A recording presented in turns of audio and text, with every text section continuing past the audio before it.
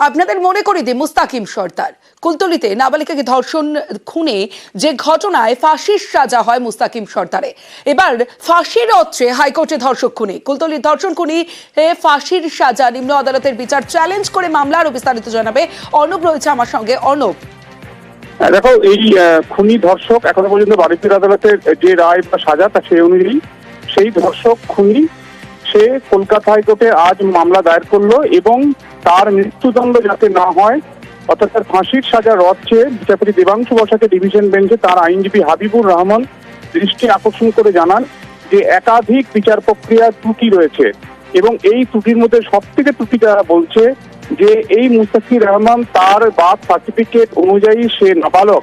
একজন নাবালকের কখনোই আমাদের সাধারণ যে আদালত, সে আদালতে তার শুনানি বা বিচার প্রক্রিয়া হতে পারে না, কিন্তু সেটাই করা হয়েছে। তাকে পক্সো আইনে দোষী সাব্যস্ত করে ফাঁসি দেওয়া হয়েছে।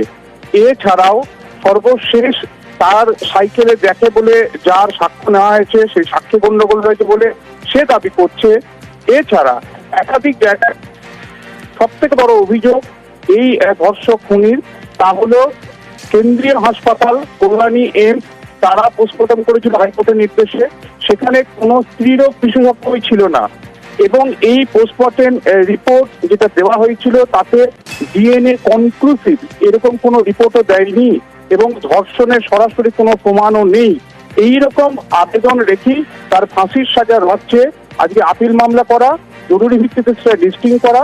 সোমবার দিন বিচারপতি দেবাংশু বসাকের বেঞ্চে তার আবেদনের শুনানি হওয়ার সম্ভাবনা। বেশ।